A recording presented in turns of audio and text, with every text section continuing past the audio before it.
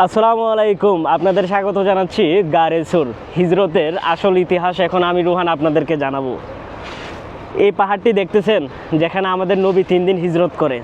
যাই হোক, আমি আপনাদেরকে কিছু ডিটেল বলি। সেটা হলো যে 622 খ্রিস্টাব্দে মহানবী হজরত মুহাম্মদ সাল্লাল্লাহু আলাইহি সাল্লাম মক্কা থেকে মদিনা হিজরত করেন। আসলে কি জানেন, কুরাইশরা তাকে হত্যার পরিকল্পনা করতেছিল। তখন তিনি তার ঘনিষ্ঠ সাথী আবু বকর রাদিয়াল্লাহু তাআলা আনহুকে নিয়ে এই পাহাড়ের গুহায় আশ্রয় নেয়।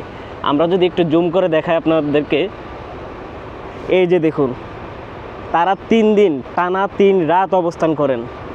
এবং অলৌকিক একটা ঘটনা আছে, সেটা কি জানেন? গুহার দরজায় মাকড়সা জাল বুনে দেয় এবং কবুতর এসে ডিম পারে। শত্রুরা দেখা যেন যাতে মনে করে ভিতরে কেউ ঢুকে নাই। আল্লাহর নির্দেশে কত অলৌকিক ঘটনা এইসব জায়গাতে আছে। জুম আউট করে এখানে অনেক মানুষ দেখুন, সবাই দেখতে আসছে। যাই হোক, এই পাহাড়টার দিকে একটু লক্ষ্য করুন, আমরা আপনাদেরকে আসল জিনিসটা দেখাই।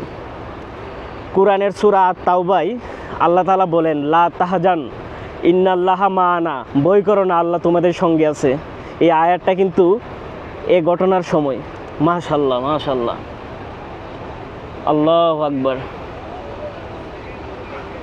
সৌদি আরব আসছি, আমি যদি আপনাদেরকে সৌদির এই ইতিহাস, এই কালচার, এই স্থানগুলো না দেখাই তাহলে হয়? আলহামদুলিল্লাহ, সকালবেলা ভোরে উঠে চলে আসছি। আর হ্যাঁ, একটা কথা বলে রাখি, এই যে দেখতেছেন পাঞ্জাবিটা, এটা কিন্তু র্যাপসবিডির আমার নিজস্ব ব্র্যান্ড। সবাইকে অনুরোধ রইল, আপনারা rapsbd.com লিখে সার্চ করে ওয়েবসাইট অথবা ফেসবুক পেজ থেকে পাঞ্জাবি সহ বিভিন্ন কালেকশন, ড্রপ শোল্ডার, প্যান্ট, গেঞ্জি অর্ডার করতে পারেন। শুধু ছেলেদের আছে তা না, মেয়েদেরও আছে।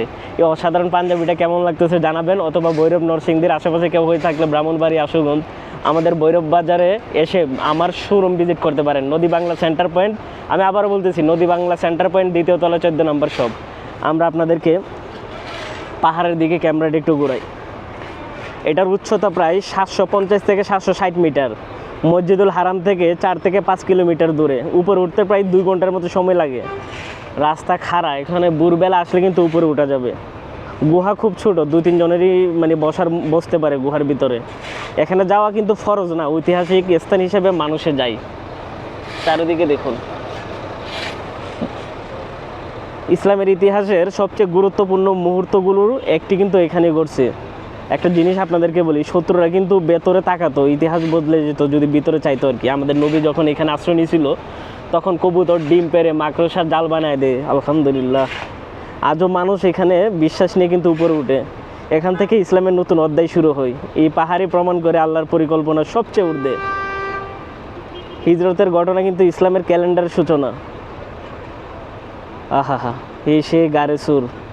এখানে দাঁড়ায় আমি ভাবতেছি আর কি, সেদিন শত্রুরা ভেতরে যদি তাকাতো, আজকের পৃথিবী কি এমন থাকতো। 3 রাত, একটা ছোট্ট গুহা আর এক বিশাল ইতিহাস। মাশাআল্লাহ মাশাআল্লাহ, কত মুসলিম দেখুন, এখানে সবাই আসছে এই পাহাড়টা দেখার জন্য। আল্লাহ, এই উমরার নিয়তে আসছি আমি সহ আমার ভিউয়ার্সরা, যারা বিভিন্ন অসুস্থ রোগে ভুগতেছে, আল্লাহ তাদেরকে শেফা করুন। আল্লাহ আপনার পরিকল্পনা সবচেয়ে ঊর্ধ্বে। আপনার এই পরিকল্পনায় কিন্তু আজকে এত কিছু বিপ্লবী ঘটনা ঘটছে।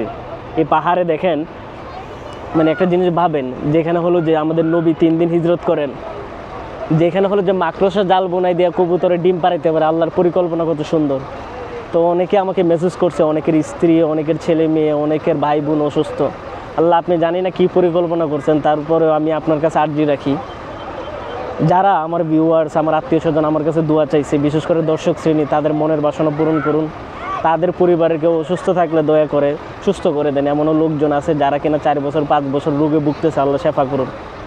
আমি আপনার ঘর মক্কা দেখতে আসছি, আমার মাধ্যমে আমার ভিউয়ার্সদের আর্জি আপনাদের কাছে পৌঁছাতে চাই।